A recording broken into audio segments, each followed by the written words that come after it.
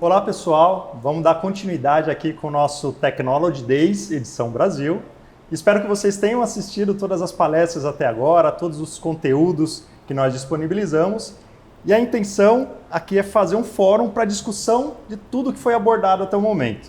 Então, se vocês assistiram às palestras, vocês devem ter percebido que um assunto foi em comum em todas elas, que é disponibilidade, competitividade. Então, para falar sobre esses temas, eu tenho meus convidados aqui e antes de apresentá-los, só quero dizer que a gente vai fazer esse debate aqui sem as máscaras, mas já estamos seguindo todos os protocolos de segurança devido à Covid-19, então por isso estamos desmascarados. Tá? Então, eu quero começar pelo meu lado direito com a Natália. Natália, se apresenta, fala um pouquinho de você e seja bem-vinda. Obrigada, Calegari. Olá, eu sou a Natália Castro, eu sou responsável pela área comercial do Departamento de Inteligência Artificial da Moura Electronic do Brasil. Muito prazer estar aqui com vocês. Legal. Agora, Marcelo, por favor, aí, faça a sua abertura aí, fale um pouquinho de você. Legal. Obrigado, Calegari, por ter me convidado, né? Meu nome é Marcelo Barbosa, eu estou gerente de vendas da Moura hoje, né? Gerente de vendas e marketing. Eu trabalhei bastante já em automação industrial, né? Tenho quase 25 anos de experiência com automação industrial. Estudo bastante isso, né? Então já fiz faculdade de engenharia, né? Fiz um mestrado em automação industrial, agora estou fazendo um doutorado em mecatrônica. Então espero poder contribuir aí com o fórum. Legal. E por último, mas não menos importante, Vitor Soares está aqui. Muito obrigado aí, Vitor, pela participação. Legal, obrigado, Calegari. Obrigado aos meus colegas também. Meu nome é Victor Soares, eu sou engenheiro e consultor de automação aqui na Moura Electronic. Sou responsável pelo atendimento técnico comercial na região de Campinas. Assim como o Marcelo, né? Sou formado em engenharia, estou fazendo uma especialização agora com foco em inteligência artificial. Espero contribuir também aí com esse fórum. Legal, todos devidamente apresentados. Sou Rafael Calegari, estou como gerente de produtos aqui na Moura Electronic e vou fazer essa mediação, né? Vou colocar aqui alguns temas para serem debatidos e espero que vocês gostem, tá? Então, já que eu comecei a apresentação pela Natália, eu vou começar a primeira pergunta aqui para o Vitor. O Vitor falou sobre a IO-Link, a IO-Link é um assunto super discutido na indústria hoje em dia. Quem não conhece ou quem nunca aplicou a IO-Link, né, nas suas máquinas, provavelmente está perdendo muita coisa, né, Vitor? Eu queria que você falasse um pouquinho para quem ainda está nesse nível, né, de não conhecer o IO-Link ou de nunca ter aplicado a IO-Link nas suas máquinas, o que precisa fazer para tomar essa iniciativa e o porquê precisa fazer isso. Legal, Calegari, a pergunta é bem ampla, né? O IO-Link em si ele é um conceito, um protocolo aberto e um conceito bem abrangente. Então, pode-se começar por diversas formas. Acredito que sempre buscando o conhecimento, né, primeiramente. Então, buscando uma consultoria, buscando um especialista nesse sentido.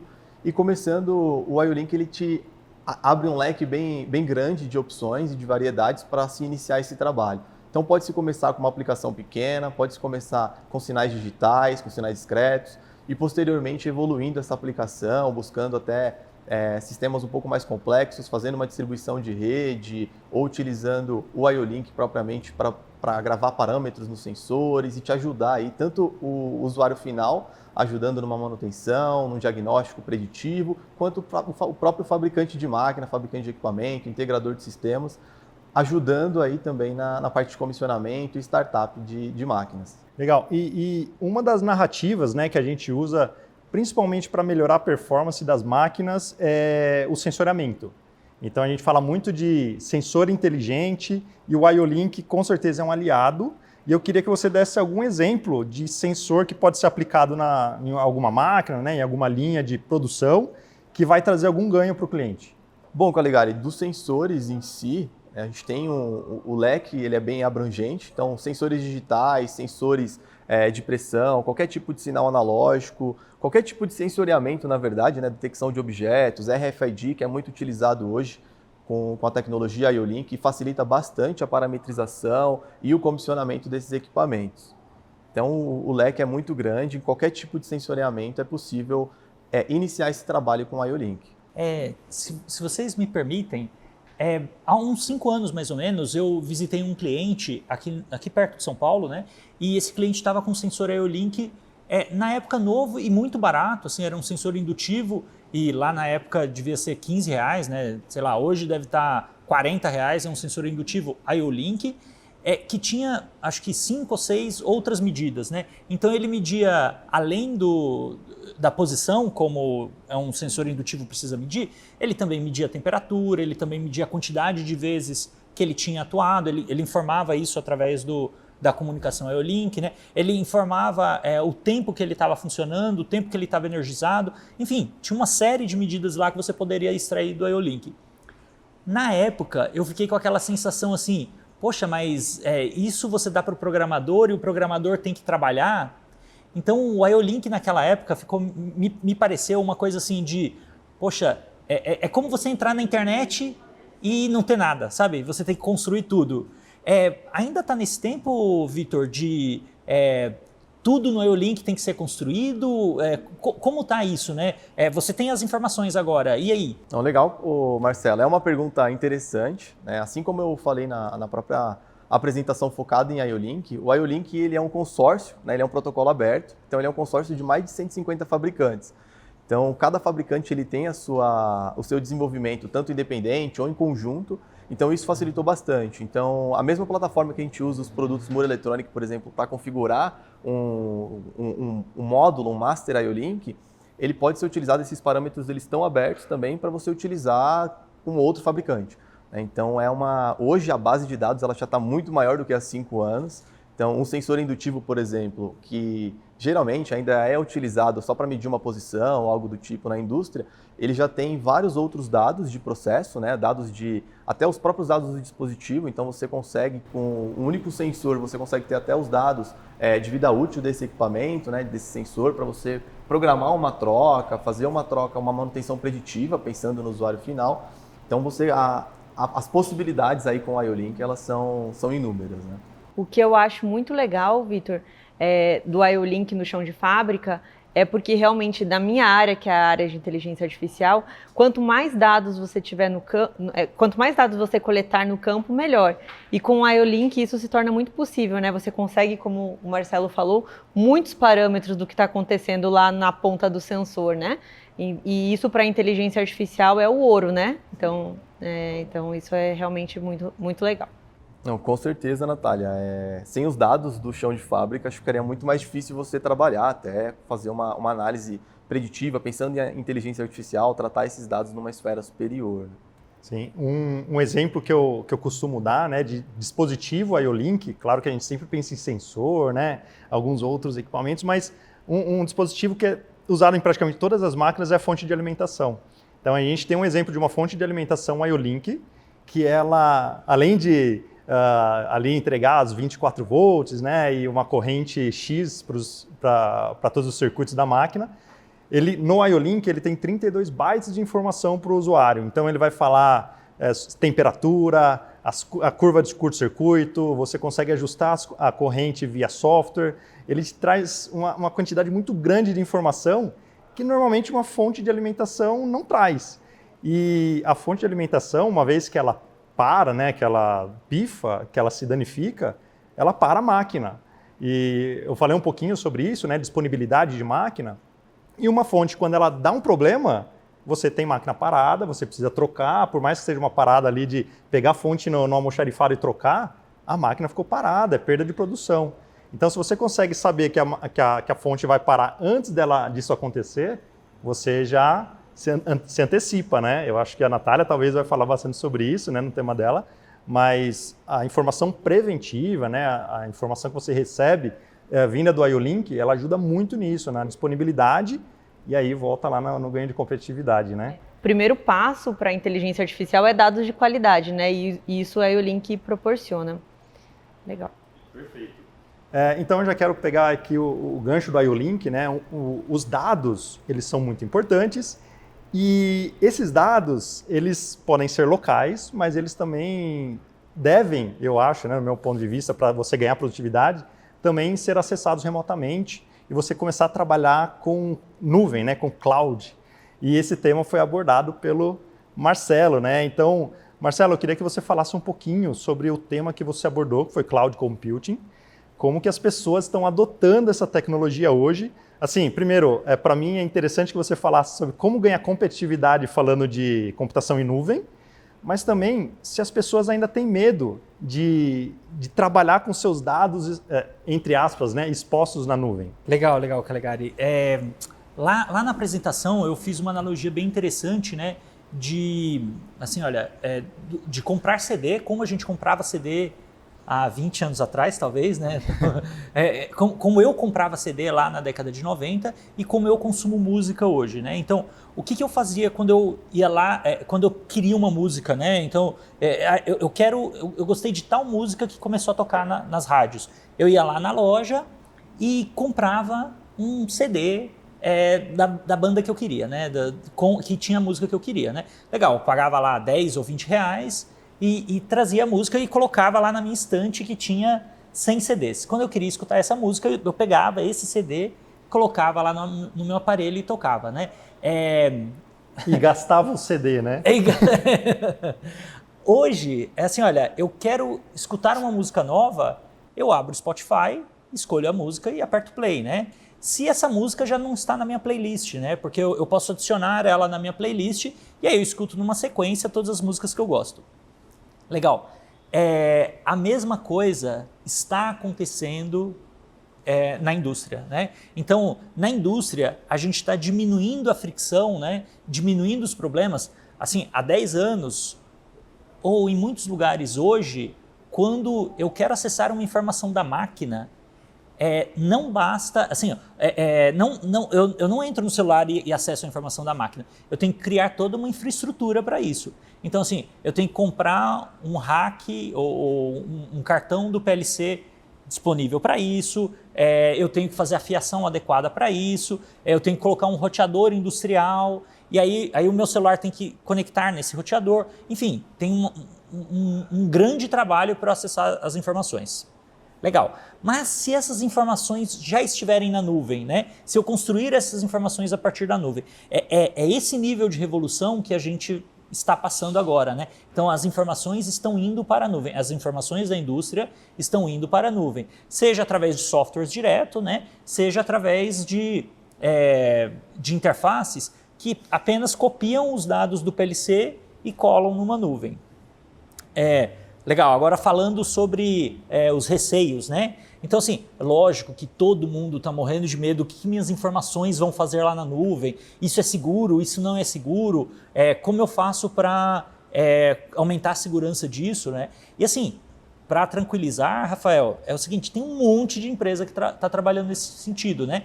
E a gente tem a vantagem de que o Spotify já passou por isso, de que os bancos já passaram por isso, né? De que as seguradoras já passaram por isso, né? Então, imagina o seguinte, é ruim as nossas informações serem pirateadas na internet? Sim, é ruim, mas uma música é muito pior.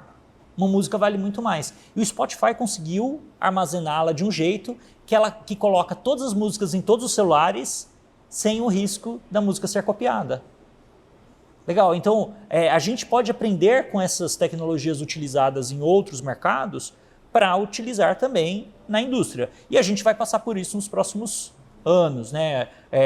Enfim, a gente está passando por isso, né? Então, o ponto vamos aumentar nossa competitividade tomando cuidado com segurança de dados, né? Tomando cuidado com conexão, por exemplo, né? Você também não pode correr o risco de ficar sem conexão, mas estamos indo nessa direção de colocar as informações na nuvem. E aí, com as informações na nuvem, a gente ganha uma série de vantagens, uma série de benefícios. Um deles é a competitividade. Competitividade, por exemplo, né? Se eu reduzir 3% o custo da minha operação, porque as minhas informações estão na nuvem, isso significa milhares, milhões, talvez bilhões de dólares no mundo todo, porque eu ganhei 3% da competitividade usando minhas informações em cloud, né? E a informação em cloud vai ter uma revolução muito parecida com a revolução que aconteceu entre 2005 e 2010, que foi deixar de usar redes industriais, como a gente usava, né? Profibus e DeviceNet, para passar a usar redes com base em Ethernet, né? Então, para Profinet, Ethernet IP. Isso aconteceu entre 2005 e 2010 e muita gente falava o seguinte, nossa, por que eu vou fazer isso? É uma rede igual, eu vou trafegar as mesmas informações, eu vou ligar e desligar válvulas, vou ler e escrever em sensores, vou ler sensores, né? Eu não preciso mudar a rede. Só que aí as pessoas que mudaram a rede encontraram outras vantagens, né? Encontraram, por exemplo, a chance de usar roteadores, a chance de usar Wi-Fi, a chance de mudar de mídia de uma forma muito mais fácil do que tinha antes. Então, assim, a gente vai fazer para melhorar a estrutura e a gente vai ver benefícios logo depois que a gente nem consegue enxergar agora. Então, Marcelo, uma percepção que eu tive, né, e até convido também o Vitor e a Natália para falarem sobre isso, porque visitam muitos clientes, é que com a pandemia, né, infelizmente a gente está passando por ela ainda, eu acho que ela acabou acelerando alguns processos e você ter o acesso ao seu maquinário, a informações de chão de fábrica de uma forma remota, através da nuvem, também acelera a tomada de decisão. E isso eu acho que também traz ganho de competitividade. Então, a nível gerencial, né, pessoas que precisam ter acesso a essas informações, elas acabaram pegando atalhos para chegar, né, nessa necessidade de acessar os dados sem estar no próprio local, né? Vocês acham que isso aconteceu? É só uma impressão minha? Você acha que a pandemia acabou realmente acelerando esse passo aí de acessar a máquina de forma remota? Acredito que sim. A gente tem aí no último ano, a gente tem alguns cases, né, de clientes, fabricantes de máquina que fornecem equipamentos para o país inteiro ou até para outros países e que já acessam remotamente esses equipamentos.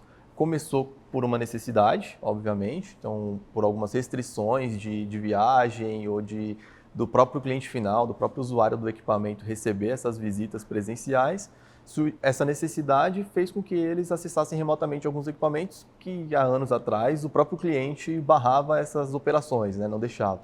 Então, né, desse período para cá, desse período conturbado, houve alguns avanços, sim, e algumas quebras de paradigmas, né? Entre elas o acesso remoto aí na indústria. Eu vejo muitos clientes que têm esse interesse, né, de passar a usar a cloud, mas eles também têm muito receio de por onde começar. Essa é uma pergunta que eu ia te fazer. Os clientes que não usam a cloud, por onde eles podem começar a usar?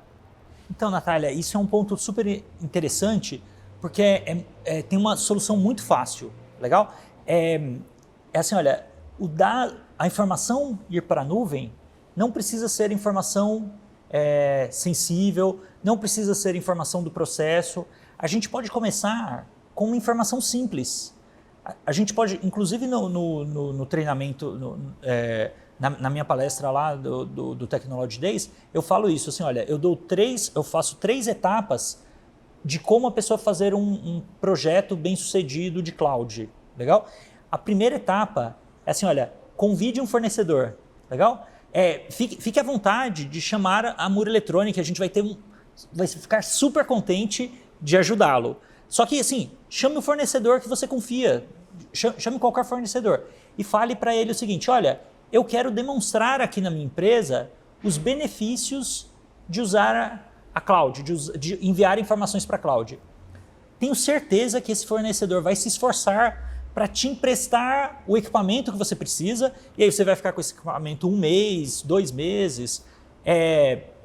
Por exemplo, né, a Mur tem um sensor para motor. Então a Mur te empresta o sensor para motor, você coloca no motor, coloca num gateway lá que a Mur te empresta, e aí vai ficar lá com você vai ter essa informação na nuvem, você vai fazer um dashboard lá, e aí nesse ponto, nessa hora, você apresenta para o seu supervisor ou para o seu diretor. E aí você fala para ele o seguinte, tá vendo essas informações aqui? Então, isso aqui está lá no motor e eu estou vendo ela aqui online. Legal? Esse é o primeiro passo. É ganhar a confiança do seu supervisor, do seu diretor, da pessoa que vai decidir um budget para você maior no futuro. Legal, aí você fez a primeira parte, que é mostrar para ele como funciona, aí você pede autorização para ele para fazer uma segunda parte, que é um pouquinho maior que isso. Aí é você colocar seus dados, dados da sua empresa, dados que você usa no dia a dia, na nuvem. Para isso, você pode usar os sensores que você tem na máquina, você pode usar o hardware que você tem na máquina. Normalmente, você precisa de muito pouco hardware para mandar as informações para a nuvem. Você precisa mais de autorizações internas, né? Por exemplo, a máquina conectar a um banco de dados ou o PLC conectar num switch. Você precisa mais desse tipo de autorização. E tem muita nuvem na internet, muita cloud gratuita. Então você pode fazer esse trabalho quase gratuitamente. Essa segunda fase eu não chamaria de gratuito porque você vai ter que se esforçar um pouco mais, né? Então você vai dedicar aí, sei lá, entre 10 e 30 horas no máximo para mandar algumas informações da sua fábrica para a nuvem. E você precisa das autorizações para isso também, né? Então pega algumas informações da sua fábrica e manda para a nuvem. Aí vem a terceira fase, que eu acho que é a principal fase, que é assim, olha, com as informações da nuvem, da sua empresa, você agrega valor. E como que você agrega valor? Você cria um dashboard, você cria um modelo para prever alguma coisa, prever erros de qualidade, por exemplo. Ou você cria um modelo, ou você cria um dashboard, ou você cria um acesso remoto. Enfim, cria alguma coisa que vai agregar valor e apresenta para o seu diretor novamente. Então, fase 1 é você pede para o seu fornecedor fazer para você. Fase número 2 é com pouquíssimo recurso, você manda as informações e agrega valor. E aí você pede um orçamento maior para mandar outras informações, para agregar mais valor. Então, assim, olha, eu recomendo esses 3 passos. Passo número 1, chama seu fornecedor e faz ele fazer para você uma demonstração do que a cloud pode ser. Passo número 2, faça com poucos recursos as suas informações para a cloud. E passo número 3, pede o projeto, o budget para um projeto maior de cloud, né, para mandar as informações de uma máquina inteira, enfim. E aí, acesso remoto é importante, Vitor, mas eu tenho certeza que tem muito mais depois do acesso remoto com o cloud, entendeu? Com a infraestrutura que a cloud te oferece. Poxa, legal. Acho que ficou super bem exemplificado como ganhar competitividade usando a nuvem, né? Usando o cloud. E essa é uma das ideias. E, pô, Marcelo, você deu alguns exemplos, né, que deram vários links, assim, várias possibilidades, eu acho que de colocar agora a Natália na conversa. Sim. Porque, pô, você falou de pegar dados no campo, levar para a nuvem, inteligência artificial, acho que tem muito a ver com isso, né, Natália? Então, só peço, assim, para você falar, né, com as pessoas que talvez ainda achem que inteligência artificial é algo muito futurista, mostre para eles que não é do futuro, né, é bem presente, bem atual. Eu incluiria, então, o passo 4, Marcelo, que seria assistir a palestra de inteligência artificial do Technology Days. E a gente fala na palestra um pouco sobre como, na verdade, é um misto, né? A parte de computação em nuvem com a parte de inteligência artificial. A linha é muito tênue entre o que é uma computação em nuvem e o que é realmente inteligência artificial.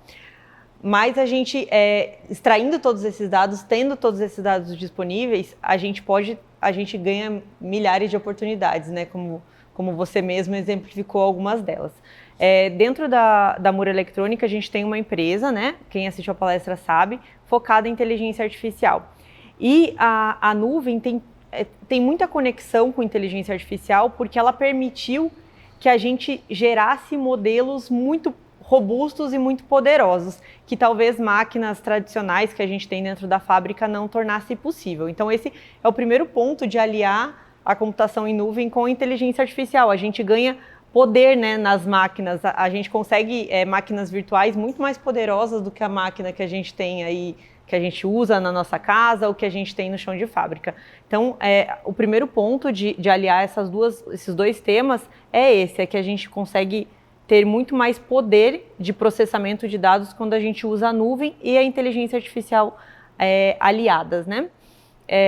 Bom, dentro então dessa empresa do Grupo Mura Eletrônica, a gente consegue auxiliar os nossos clientes a trabalhar com esses dados de uma forma inteligente.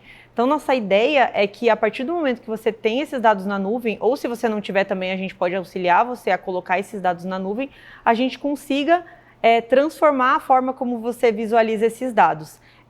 Usando visualizações avançadas, né? Então dashboards usando 3D, usando 360, mas não só visualizações de dados, né? Simplesmente dados discretos. A gente pode transformar esses dados em resultados algorítmicos avançados. Então, a gente tem ferramentas dentro da nossa plataforma para fazer preditiva, para fazer um planejamento de manutenção, para fazer um planejamento da cadeia de suprimentos, entre outras ferramentas. Então, a inteligência artificial está muito aliada à nuvem devido a essa necessidade de poder de fogo, né? E a inteligência artificial dentro da Moura Electronic veio para que a gente consiga ajudar esse cliente que quer dar esse passo a mais e ainda está tendo dificuldades. Tá. Nath, uma questão, né? Até uma dúvida que eu tenho. Quando a gente fala de Big Data, a gente vê alguns clientes falando, pô, eu preciso sensoriar minha máquina porque eu quero ter acesso às informações de todo o meu processo. Mas quando a gente pensa em informações de todo o meu processo, a gente está falando de muitos dados que talvez não vão ser usados para a inteligência artificial, por exemplo, porque eles não vão ter valor. E você falou de dados que tenham valor, né? Dados que realmente importam ali para a inteligência artificial. Então, você consegue dar algum exemplo do que é um dado de valor para ser utilizado com a inteligência artificial? Quando a gente fala do processo, todos os dados de sensores, eles são muito valiosos, né? Então, toda a parte de monitoramento de sensor é muito valioso. Toda a parte de monitoramento de consumíveis, então o consumo de água, de energia no processo, eles são muito valiosos para uso de inteligência artificial, porque a otimização do processo e a otimização da eficiência do processo é onde a gente pode ter realmente ganhos significativos com o uso de inteligência artificial. Então, eu focaria em extrair para um Big Data ou para uma nuvem os sinais do processo de sensores e também os consumos, né, de energia e todo esse processo, todo o perfil energético das máquinas. Eu queria fazer um link. Você falou um pouco de modelos, né, Natália? Assim, e o Calegari também tinha falado sobre informações para decisão, né? Eu acho que isso são duas coisas super interessantes e particularmente aqui fora da automação, né, como gerente de vendas da Moura, né, eu tenho um modelo de cada um dos vendedores, legal? Eu tenho um modelo lá de cada um dos vendedores. Então, o modelo não é o que acontece na realidade, né, mas é uma simplificação dos cenários que podem acontecer com aquele vendedor durante o ano, né? Então, assim, olha, em março eu sabia com 90% de precisão qual seria o faturamento de cada um dos vendedores, legal? Isso é importante para mim, onde eu vou investir mais, onde eu vou trabalhar melhor, qual vendedor está precisando mais da minha atenção, onde vai sobrar margem para eu investir numa outra área, onde vai ultrapassar a meta, onde vai ficar abaixo da meta. Então esse sistema de modelo eu acho que é muito importante para a decisão, né?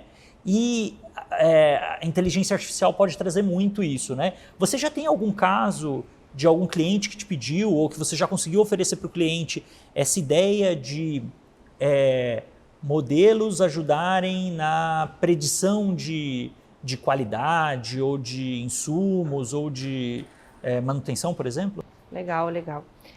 Temos vários, né? A gente tem alguns cases, alguns envolvem NDA, né? Então é complexo a gente detalhar alguns casos, mas a gente trabalhamos na primeira fase de um projeto muito interessante no controle de emissões atmosféricas. Então, a gente analisou todos os sinais disponíveis numa fábrica, numa planta, né? Na área de mineração, e a gente analisou quais eram as variáveis que influenciavam na emissão de particulados, então, né, na geração de particulados fora da meta, né?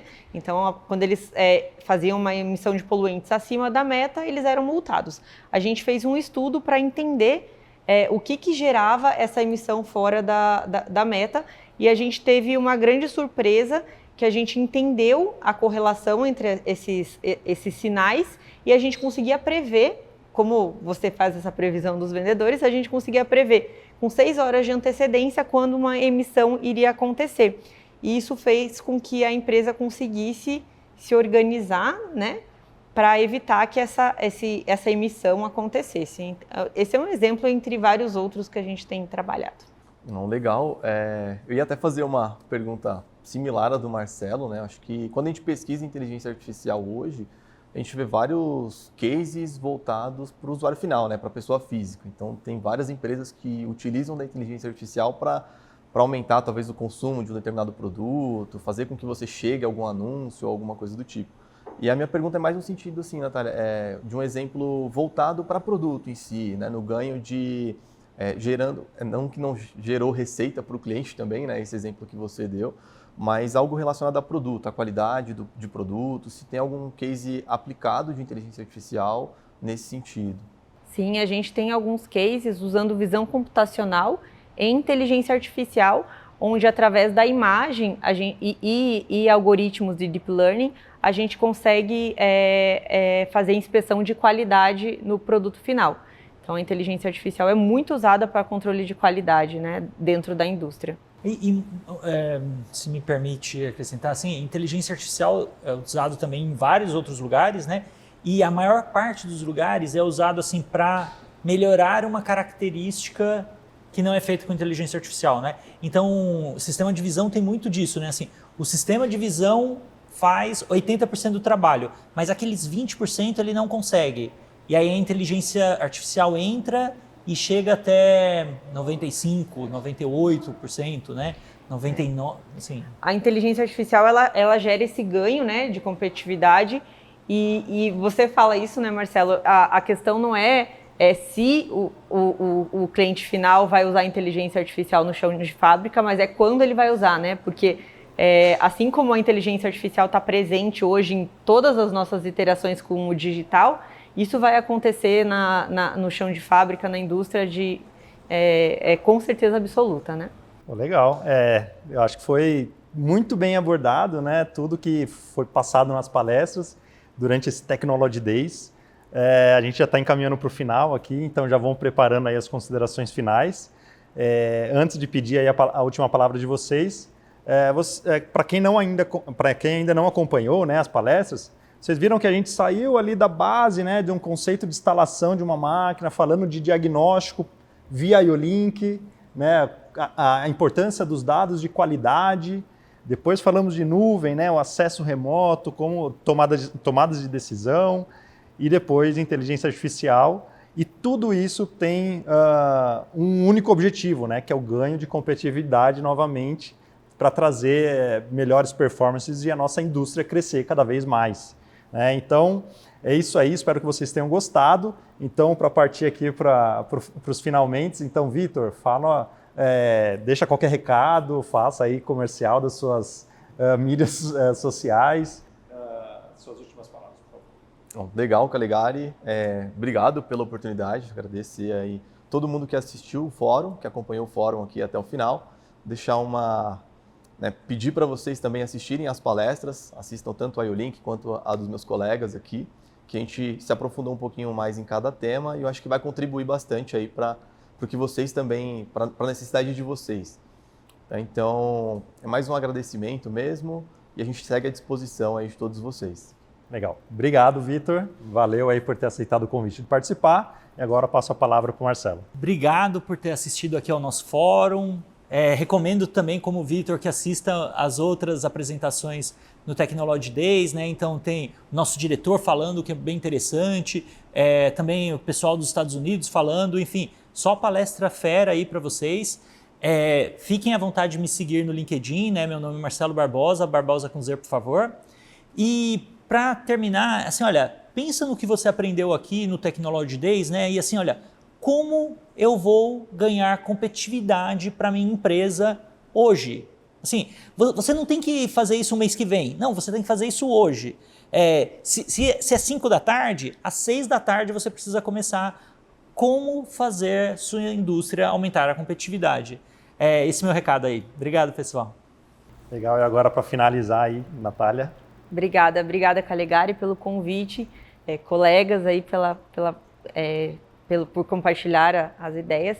E o recado que eu queria deixar aqui no final é o seguinte: se você, na sua empresa, quer colocar de uma vez por todas em prática os conceitos de indústria 4.0, usar a inteligência artificial de forma ativa, entre em contato com a gente para que a gente possa conversar e mostrar as ferramentas da Xsensors que conseguem te auxiliar a colocar esses dados em nuvem e trabalhar com esses dados de forma inteligente. É isso aí. Então, se vocês quiserem seguir a recomendação de todos nós e não assistiu ainda às palestras, nas nossas mídias digitais vocês vão encontrar, ou então no link em que vocês fizeram a inscrição aqui para assistir o Technology Days, vocês conseguem encontrar. E todas essas palestras, como a gente falou, né, tem o foco, né, o grande objetivo de ajudá-los a dar pequenos passos, mas que vão trazer grandes resultados.